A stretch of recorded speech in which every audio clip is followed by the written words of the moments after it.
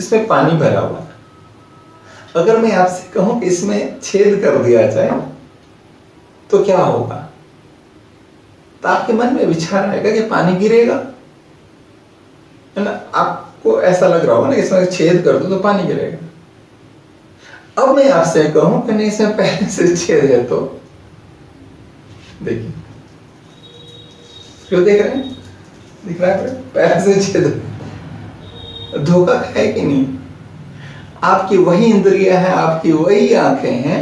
जब मैंने आपसे पूछा कि छेद करेंगे तो क्या होगा, पानी गिरेगा, फिर मैंने बोला पहले से छेद है, तो ब्रेन एक्सेप्ट नहीं कर रहा हो। लेकिन सच तो ये देखिए, पानी गिर। विज्ञान का छोटा सा सिद्धांत है, ढक्कन बिल्कुल टाइट है, ऊपर से ऑक्सीजन नहीं आ रहा है, इसलिए ऊपर से हवा का प्रेशर नहीं घुस पा रहा है, इसलिए पानी नहीं निकल रहा। विज्ञान में कोई मैजिक, फिर वो दिमाग धोखा देता है। और परमेश्वर कहता है कि मन सब वस्तुओं से अधिक धोखेबाज। तो प्रियो, ये पहली समस्या है, हमारा आपका मन, जिसके कारण, इस समस्या के कारण परमेश्वर पे, जीवित परमेश्वर पे एक ऐसा फेथ जो हम कह सके, हम जानते हैं वो है हमारे साथ, वो फेथ नहीं आ पाता है, मन की समस्या है।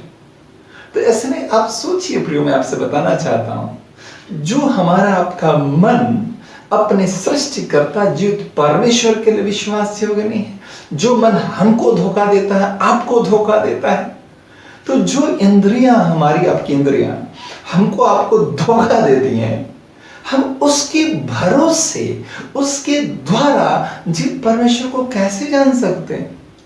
आप सोचिए ना, जो इंद्रियां हमको आपको धोखा दे रही, प्रियो एक बात सोचिए ना, जो मन, परमेश्वर का वचन कहता है सब वस्तु से अधिक धोखेबाज है। जो इंद्रियां हमारी आपकी बात बात में धोखा देती है, हमको आपको ही धोखा देती है, परमेश्वर को देती है, उसके भरोसे, उसके बल पर हम परमेश्वर को कैसे जान पाएंगे प्रियो, धोखा होगा। अपने अनुभवों के आधार पर जब जानना चाहेंगे तो धोखा होगा।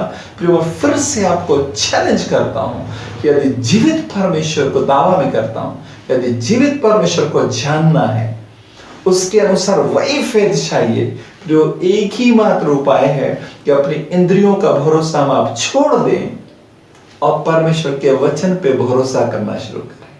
फिर से, यदि मैं रिपीट करूंगा, यदि जीवित परमेश्वर को जानना है, उसके ऊपर भरोसे की ओर बढ़ना है, तो अपनी इंद्रियों के भरोसा छोड़ना होगा। अपनी इंद्रियों के भरोसे, उसके बल पर हम परमेश्वर को नहीं जान सकते, उसको त्यागना होगा, बल्कि इन इंद्रियों के माध्यम से परमेश्वर के वचन को जानते हुए उसके बल पे बढ़ेंगे। परमेश्वर का वचन जो अटल है, लूका 21:33 में लिखा, आकाश और पृथ्वी टल जाएंगे लेकिन मेरा वचन नहीं टलेगा। जो बिल्कुल अटल है, हम उस पर समय बिताएंगे और उसके द्वारा ही हम जीवित परमेश्वर को सही सही जान पाएंगे। हालेलुया। रोमियो की पत्री में हम लोग देखते हैं 10वां अध्याय 17 वचन में, विश्वास सुनने से और सुनना मसीह के वचन से होता है।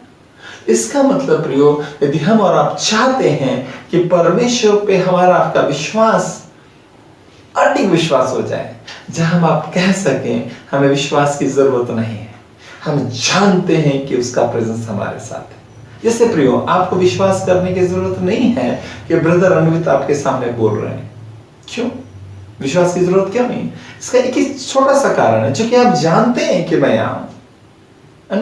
ठीक उसी प्रकार से इस स्टैंडर्ड का विश्वास प्रभु यीशु चाहते हैं, परमेश्वर चाहते हैं, जब हम आप कह सकें हमें विश्वास की जरूरत बिल्कुल नहीं है, क्योंकि हम जानते हैं कि हमारे साथ है। इसका एकमात्र यही उपाय है कि हम और आप परमेश्वर के वचन से खूब संगति करें।